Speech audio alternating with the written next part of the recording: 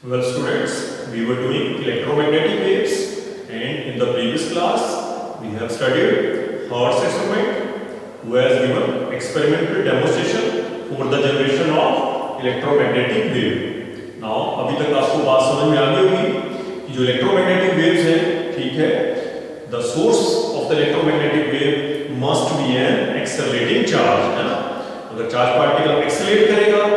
ठीक है, अपनी मीन पोजीशन के अबाउट, जैसे सिंपल हार्मोनिक मोशन पढ़ा था आपने, पेंडुलम ऑसिलेट करता था अपनी मीन पोजीशन के अबाउट, वैसे जब चार्ज पार्टिकल एक्सेलरेट करता है, ठीक है, तो अपने सराउंडिंग रीजन में ये वेरिएशन लाता है इसमें electric field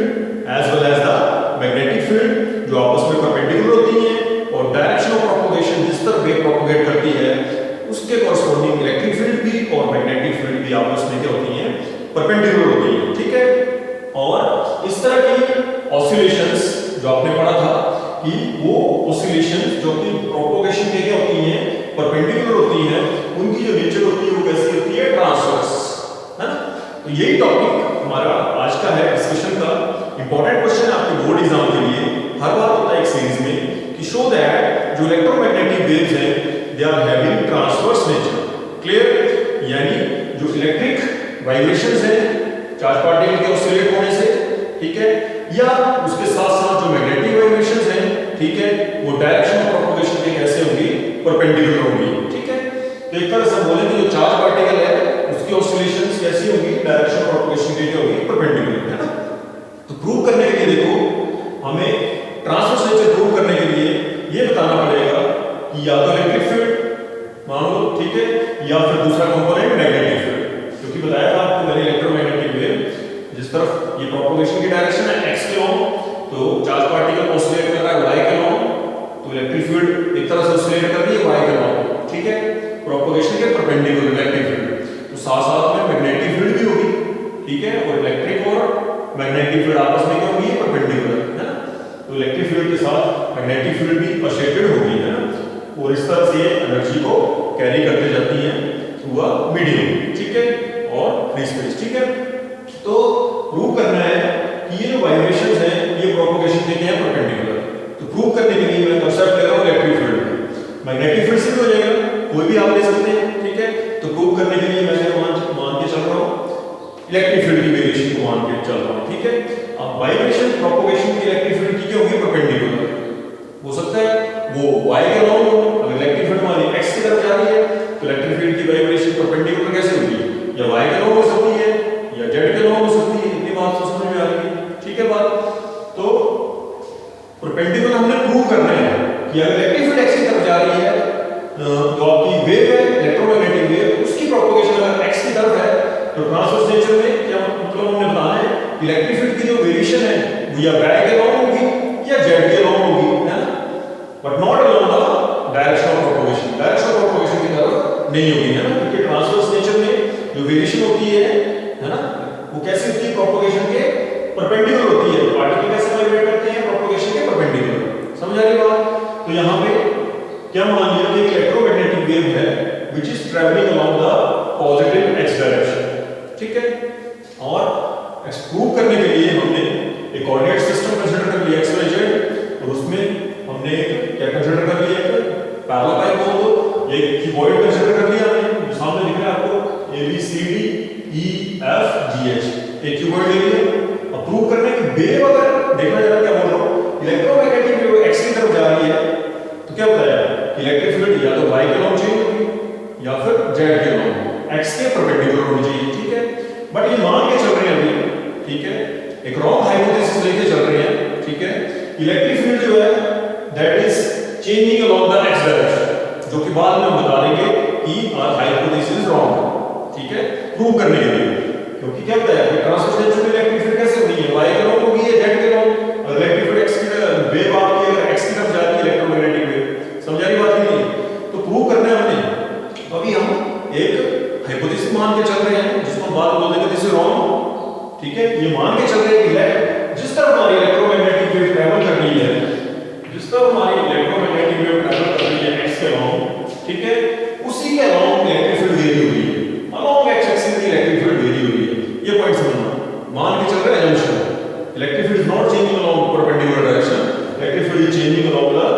same direction sinusoidally, ठीक है, जिस डायरेक्शन में वेव प्रोपोगेट कर रही है, समझ आई बात? उसको एक्सप्लेन करने के लिए हमने क्यूबॉइड मान लिया है, ठीक है, and at any state of time t equal to 0, ये जो E F G H दिख रहा है आपको, ये वाला फेस क्यूबॉइड का, this is the initial position of the wave, एक तरह से वेव फ्रंट है, ठीक है, जो वेव की पोजीशन बता रहा है, इनिशियल वेव कहां से स्टार्ट हुई, ठीक है, और पॉजिटिव एक्स एक्सिस में जा रही है वेव, तो at any state of time t, जो वेव है आपकी मान लो that is at position a b c d, इस वेव फ्रंट पे आ गई, this is the final wave front, final position दे रहा है वेव की at a certain state of time t, ठीक है, और इनिशियली वेव यहां से स्टार्ट हुई, ठीक है, तो at t equal to 0 E F G H जो है एक तरह से ये बन गया इनिशियल वेव फ्रंट, है, वेव फ्रंट एक प्लेन ही होते हैं, ठीक है, एक सरफेस होता है of constant phase, surface of constant phase, जैसे यहां पर वेव फिर कुछ एंगल कवर करके यहां पे पहुंचेगी, ट्रांसवर्सल से प्रूव कर रहे हैं, कुछ एंगल कवर करके यहां पे पहुंचेगी, है, यहां पर जितने पार्टिकल्स होंगे बराबर एंगल कवर करके पहुंचे होंगे, बराबर एंगल कवर करके पहुंचे होंगे, इसलिए जितने पार्टिकल्स होंगे यहां पर वो एक तरह से सेम फेज में होंगे, फेज के होता है एंगल एक तरह, ठीक है, एक तरह से सेम फेज में होंगे, या फेज डिफरेंस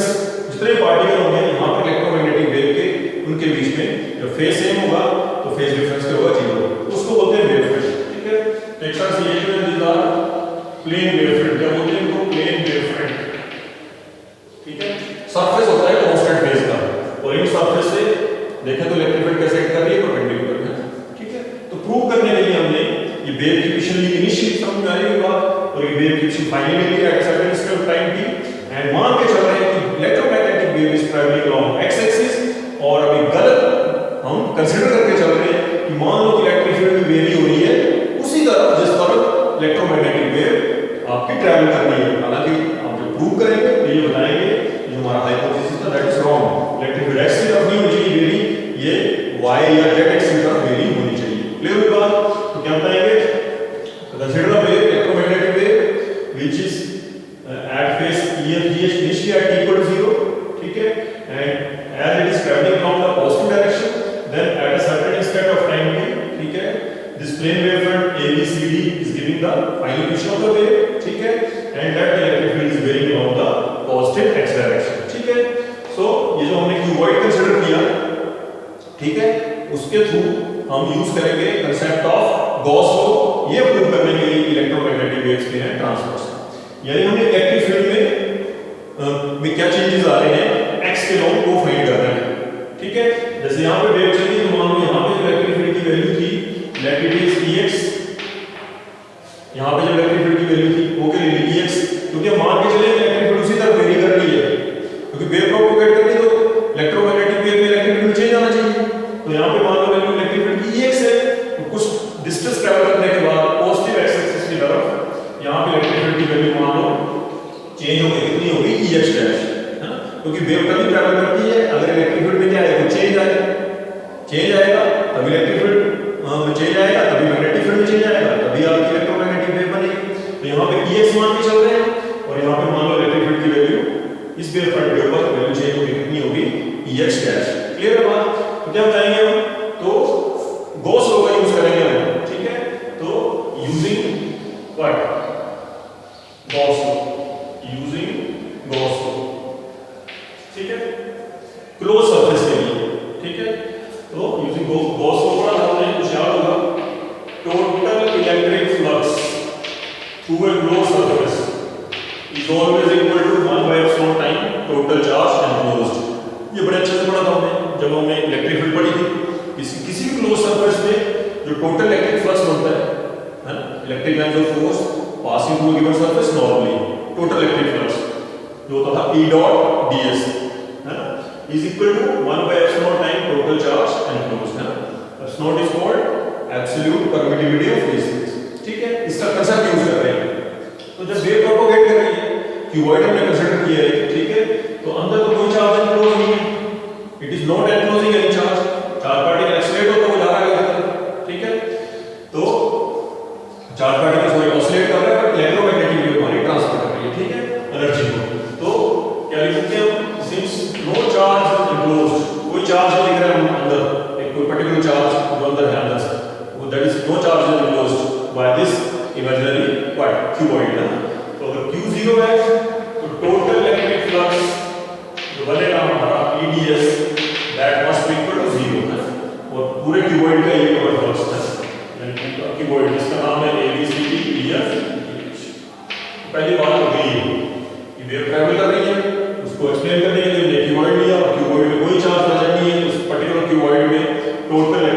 क्या बन रहा होगा, दैट मस्ट बी 0। ये बात समझ में आ रही है, ठीक है। अब देखें तो इसके वॉइड में कितने फेसेस है, 6 फेसेस है। ये दो फेसेस जो x के परपेंडिकुलर है, ये दो फेसेस जो y के परपेंडिकुलर है, और ये फेसेस जो है फ्रंट और बैक वाला that will perpendicular to the z axis. 6 faces होंगे क्यूबॉइड में, तो टोटल फ्लक्स 0 हो रहा है। तो इन 6 फेसेस का फ्लक्स क्या करेंगे हम, इकट्ठा करेंगे, उसको 0 करेंगे, ठीक है। फिर उसमें से कुछ एडजस्ट करेगा, कुछ को कैंसिल आउट कर देंगे हम। तो 6 फेसेस के लिए कितना बनेगा, ये टोटल फ्लक्स है। टोटल फ्लक्स निकालने के लिए क्यूबॉइड में कितने फेसेस हैं, 6। तो पहले इन दो फेसेस का लिखें, तो क्या बनेगा, देखो ए बी सी डी और ई एफ जी एच, ये फेसेस जो कि x के परपेंडिकुलर है, ठीक है। तो इसी को ब्रेक करेंगे, कौन कौन सा, देखो A B C D E dot D S plus E F G H E dot D S. ये आगे दो प्लेन ये y के परपेंडिकुलर ले लेते हैं, ठीक है। तो कौन कौन से बनेंगे, देखो ये बनेंगे हमारे ए डी एच ई, ये वाला आ गया ऊपर वाला, ठीक है। A D H E dot D S plus दूसरा फेस के perpendicular that is B C G F, ये वाले आ गए, ठीक है। B C G F E dot D S. अब बच गए जेड एक्सिस, जो जेड एक्सिस के परपेंडिकुलर है, ये वाले फ्रंट और बैक है। तो फ्रंट में कौन सा आएगा, ए ई एफ बी, ठीक है। A E F B E dot D S, ठीक है। और दूसरा कौन सा आएगा, इसके बैकवर्ड बैक साइड वाला ना, वो कौन सा आएगा, वो आएगा जी सी डी एच, ठीक हो गया बात, पैरेलल आपस में, ठीक है। G C D H E dot D S must be equal to 0। इसी फ्लक्स को हमने 6 फेसेस के लिए लिया, ठीक है बात। और फ्लक्स के लिए देखते हैं हम इलेक्ट्रिक फील्ड और एरिया वेक्टर एंगल देखते हैं ना, याद होगा ई dot D S angle between electric field and area vector. अब इलेक्ट्रिक फील्ड में जो वेरिएशन हो रही है, वो मान के चले अभी कि electric field is varying along x axis, जिस तरफ वेव प्रोपगेट कर रही है उसी तरफ इलेक्ट्रिक फील्ड वेरी हो रही है ना। तो एरिया वेक्टर कुछ कंसीडर कर रहे हैं, देखो एक्स वाले सरफेस पे ये एरिया वेक्टर कंसीडर किया मैंने ds,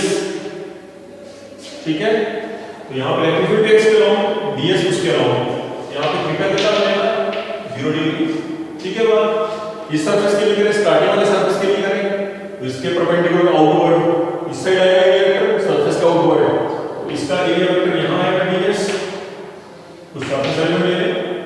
वो इलेक्ट्रिक फील्ड जा रही है राइट डायरेक्शन में, पॉजिटिव एक्स एक्सिस में, इलेक्ट्रिक फील्ड जा रही है ऐसे अलोंग एक्स एक्सिस वेरिएशन मान के चले हम, ठीक है। यहां पे थीटा कितना बनेगा 180, इसके लिए 0, इसके लिए 180। अब टॉप वाले सरफेस में देखो y के अलोंग जो सरफेस में है, तो इसका ds ऐसे बनेगा और इलेक्ट्रिक फील्ड x के अलोंग ऐसे जाएगी, तो थीटा कितना स्टैंड होगा 90। वैसे नीचे वाले के लिए लेते तब भी एरिया वेक्टर ऐसे होगा, इलेक्ट्रिक फील्ड ऐसे बनेगी, एंगल कितना बना था अगेन 90। समझ आई बात, यानी इलेक्ट्रिक फील्ड अगर x के अलोंग वेरी कर रही है तो फ्लक्स एक तरह से x के अलोंग ही चेंज हो रहा है, ये मान के चल रहे हैं, ठीक है ना। क्योंकि y के along there is no component of electric field, ठीक है ना। y के अलोंग कोई कंपोनेंट नहीं है, ना ही कंपोनेंट z के अलोंग है इलेक्ट्रिक फील्ड का। इलेक्ट्रिक फील्ड किस तरफ है, हमने अलोंग x एक्सिस। तो डायरेक्ट कर सकते हैं इलेक्ट्रिक फील्ड x के अलोंग है, तो कंपोनेंट जो कंट्रीब्यूशन बनेगा फ्लक्स का, जो फेसेस y के नॉर्मल है, ठीक है, ये जो फेसेस z के नॉर्मल है, ठीक है। यानी y और z एक्सिस वाले जो फेसेस आपके ये इनका कंट्रीब्यूशन फ्लक्स के लिए करेगा 0। सीधा रीजन दे सकते हैं, क्योंकि इलेक्ट्रिक फील्ड का कोई कंट्रीब्यूशन नहीं है y और z के लॉन्ग, सिर्फ x के लॉन्ग कंट्रीब्यूशन है, ये मान के चलिए हम, ठीक है। और इसका शब्द से करना तब भी हो जाएगा, देखो तो जब y के लिए करेंगे आप तो eds cos 90 बनेगा, cos 90 कितना 0, तो ये वाले फेसेस के लिए cos 90 बनेगा, y के जो परपेंडिकुलर है। वैसे जो z एक्सिस वाले इलेक्ट्रिक फील्ड इस तरफ जा रही है और इसका एरिया तो आपकी तरफ है,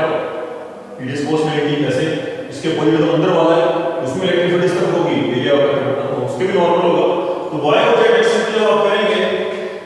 y और z एक्सिस के जो फ्लक्स के कंट्रीब्यूशन है वो भी रहेंगे 0, वो भी रहेंगे 0, क्योंकि यहां पर इलेक्ट्रिक फील्ड जो भी that is perpendicular to ds along y and z axis, no contribution of flux. या सीधा साथ बता सकते हैं आप, since the electric field is varying along x axis, so there is no contribution of flux along y और z axis, ठीक है। Electric field is not varying along y and z axis, तो फ्लक्स का contribution y और z के लिए हो जाएगा 0, ठीक है बात। तो ये वाले फैक्टर भी जाएंगे हमारे, these factors will what cancel out, ये फैक्टर हमारे कैंसिल हो जाएंगे यहाँ पे, इनको हटा देंगे हम, ये 0 हो जाएगा फ्लक्स,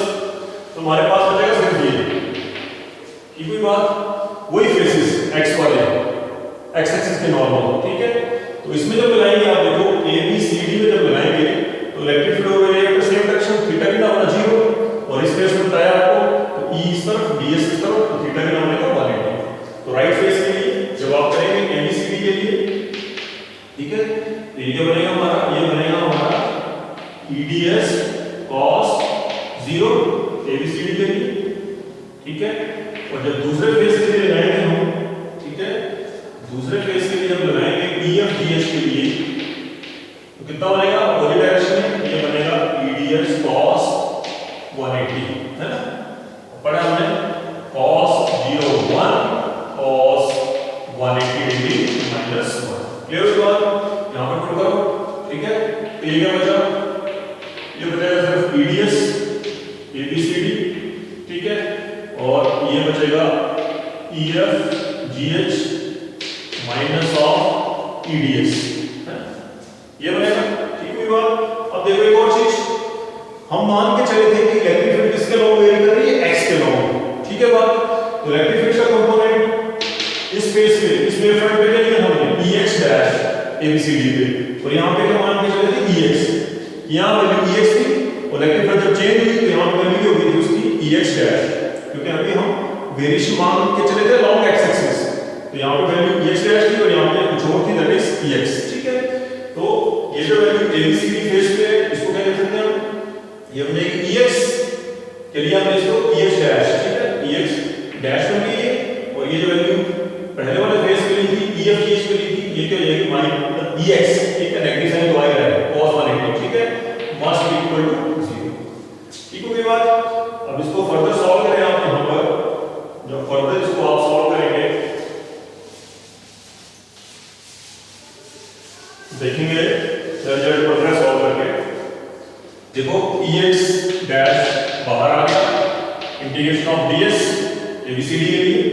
ठीक है, और ई एफ डी एच के लिए क्या आएगा, प्लस माइनस हो जाएगा माइनस, और यहाँ पे क्या आ जाएगा आपके पास, बाहर क्या आ जाएगा ई एक्स, ठीक है, और अंदर क्या बचेगा integration of d s equal to 0, ठीक है बात, यही क्वेश्चन आ गई। अब देखो ये लिया हमने डी एस, अब डी एस से पूरा क्या बन जाएगा, ये सरफेस बन जाएगा, और ये भी उसके पैरेलल सरफेस, डी एस के लिए पूरा सरफेस बन जाएगा, इसका पूरे का सरफेस एरिया क्या मान लेते हैं एस, पैरेलल सरफेस है ये आपस में, तो दोनों का total surface area D S की इंटीग्रेशन के लिए हमारे पास S, total surface area of these two faces, जो कि बराबर दिख रहा है आपको क्यूबॉइड पैरेलल फेसेस, ठीक है। तो ये भी क्या बनेगा ई एक्स डैश एस, और ये minus E x x must be equal to 0, clear हो गई बात। नाउ रिजल्ट्स पे आने वाले हैं, तो यहाँ पे क्या होगी इक्वेशन, ई x dash minus E x, ठीक है, एस कॉमन आ गया इक्वल टू 0, ये क्वेश्चन आ गई। अब देखना एस तो एरिया है प्लेन का, वो तो होगा नहीं 0, ठीक है, तो कंडीशन क्या होगी कि एस क्या नॉट 0 है, तो ऐसा अगर 0 नहीं है तो क्या है यहाँ से इक्वेशन बन रही है, this implies E x dash minus E x must be equal to 0, है। ये इक्वेशन अगर 0 हो रही है और एस अगर नहीं है 0 तो सरफेस है, तो ये this must be the result that E x dash minus E x must be equal to 0, आगे बात समझ नहीं, and what does it mean, इसका रिजल्ट क्या बना, that is E x dash equal to E x, this is important result now, E x dash equal to E x, समझना आ जाएगा। हम जब मान के चले थे कि वेव प्रोपगेट हो रही है एक्स के लॉन्ग, ठीक है, और ये मान के चले थे, मैंने बोला था कि एक हाइपोथेसिस है जिसको हम गलत प्रूव करेंगे, इलेक्ट्रिक फील्ड भी मान के चले थे कि एक्स के लॉन्ग वेरी कर रही है, क्योंकि वेरी तो करनी चाहिए थी, क्योंकि स्टैटिक इलेक्ट्रिक फील्ड कभी इलेक्ट्रोमैग्नेटिक वेव नहीं बनाती है, तो इलेक्ट्रिक फील्ड में चेंज तो मान के चलना पड़ना था। हमने क्या बोला कि स्टार्टिंग में जब वेव प्रोपगेट हुई at instant of time t equal to 0, तो यहाँ पे इलेक्ट्रिक फील्ड की वैल्यू Ex थी और कुछ स्टेप के बाद जब इस वेव फ्रंट पे आएगी वेव हमारी, ठीक है, इस फेस पे आएगी तो वेलोसिटी क्या होगी, चेंज होकर कितनी पहुंच गई होगी ex डैश, ये चेंज हुई होगी। हम चेंज मान के चले थे जो होना जरूरी था इलेक्ट्रोमैग्नेटिक वेव के जनरेट होने के लिए, ठीक है। बट जब हमने प्रूव किया इसको, देखा हमने, तो हम क्या देख रहे हैं कि जितनी वैल्यू इलेक्ट्रिक फील्ड की यहाँ पर है उतनी वैल्यू इलेक्ट्रिक फील्ड की इस वेव फ्रंट के ऊपर, यानी x के अलाउंग तो पर्टिकुलर इंस्टेंट ऑफ टाइम के बाद देखेंगे तो इलेक्ट्रिक फील्ड की वैल्यू तो चेंज नहीं होती, देखो जितनी इस फेस पे थी उतनी उस फेस पे। तो इसका मतलब क्या हुआ, जो इलेक्ट्रिक फील्ड है वो कैसी है, इज स्टैटिक। इलेक्ट्रिक फील्ड क्या होगी, वो स्टैटिक होगी, स्टैटिक में चेंज हो रहा है, that is it is not changing, है ना, it is not changing along x axis. जो हम मान के चल रहे हैं चेंज हो रही है एक्स पे होगा, it is not changing along the x axis, static है। तो जब स्टैटिक होगी इलेक्ट्रिक फील्ड, अब सुनना इंपॉर्टेंट है, स्टैटिक क्या बताया मैंने स्टार्टिंग में, इलेक्ट्रिक फील्ड अगर स्टैटिक होगी उसकी वैल्यू चेंज ही नहीं होगी तो अपने सराउंडिंग मैग्नेटिक फील्ड बनाएगी, क्योंकि इलेक्ट्रिक फील्ड में चेंज आएगा तब कोरस्पॉन्डिंग मैग्नेटिक फील्ड में चेंज आएगा, फिर मैग्नेटिक फील्ड में चेंज आएगा तो आगे फिर इलेक्ट्रिक फील्ड में चेंज आएगा। इस तरह से एक दूसरे को ये एनर्जी ट्रांसफर करती चलती है इलेक्ट्रोमैग्नेटिक वेव्स, और फ्लो होता है एनर्जी का, इलेक्ट्रोमैग्नेटिक वेव जनरेट होती है, ठीक है बात। तो x के अलाउंग जब हमने माना कि इलेक्ट्रिक फील्ड x के अलाउंग वेरी कर रही है तो हमारा हाइपोथेसिस गलत हो गया, क्योंकि वैल्यू इन दोनों फेसेस पे इलेक्ट्रिक फील्ड की वैल्यू क्या आ गई, सेम। रिजल्ट डिस्कस करना है, एक नंबर का रिजल्ट ही है, इलेक्ट्रिक फील्ड की जो वैल्यू है it is static, it is not changing along the x axis, and a static electric field can not generate an electromagnetic wave, ठीक है। A static electric field can not generate what, an EM wave. Static electric field जो है वो electromagnetic wave generate नहीं कर सकती है। तो हमारा हाइपोथेसिस क्या हो गया, रॉन्ग। हम क्या मान के चले थे, electric field is varying along the positive x direction, जिस तरफ वेव प्रोपगेट कर रही है। तो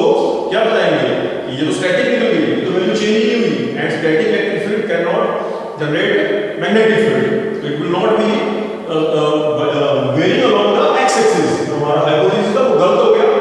तो इलेक्ट्रोमैग्नेटिक फील्ड तो ट्रैवल हो रही है, तो इलेक्ट्रिक फील्ड अगर एक्स के अलोंग वेरी नहीं हो रही है तो it must be varying along Y axis, propagation के परपेंडिकुलर, क्योंकि एक्स के अलोंग वैल्यू चेंज नहीं हो रही है बट इलेक्ट्रोमैग्नेटिक बन रही है, समझे बात। तो क्या बताएंगे, electric field is static, it is not varying along x axis, then it must be either varying along Y axis और it must be varying along the Z axis, जो कि ट्रांसवर्स नेचर बता रहा है हमें। प्रोपगेशन की क्या होगी, परपेंडिकुलर होगी, that may be either along Y axis और that may be either along Z axis, which proves what, transverse nature of electromagnetic wave, ठीक है। तो लास्ट में पॉइंट डिस्कस कर देना है यहां पे, it is not varying along the x axis, ठीक है। So the electric field must be changing, x की तरफ हुई, must be changing along what, either y और जेड एक्सिस, ठीक है, दैट इज नॉर्मल परपेंडिकुलर, ठीक है, to the what, propagation of wave, perpendicular to the wave propagation, which proves that electromagnetic waves are transverse in nature. Okay, so ये important है यहाँ से। Last topic important एक और, electromagnetic waves, उनकी properties book में दी है, properties नोट्स दे देंगे, वो पढ़नी है सारी properties जो आपका इलेक्ट्रोमैग्नेटिक स्पेक्ट्रम है, रेडियो, माइक्रो, ठीक है, infrared, visible, UV, X-rays, gamma rays, cosmic rays, board में हर बार 2 नंबर का वहां से क्वेश्चन होता है, ठीक है। तो आपने वो प्रॉपर्टीज पढ़ लेनी है, नोट्स भेज देंगे, बुक से पढ़ लेना, 3-4 प्रॉपर्टी हर एक याद कर लेना, हर बार एक सीरीज में होता है ये क्वेश्चन, ठीक है। और दिस इज आल्सो इंपॉर्टेंट।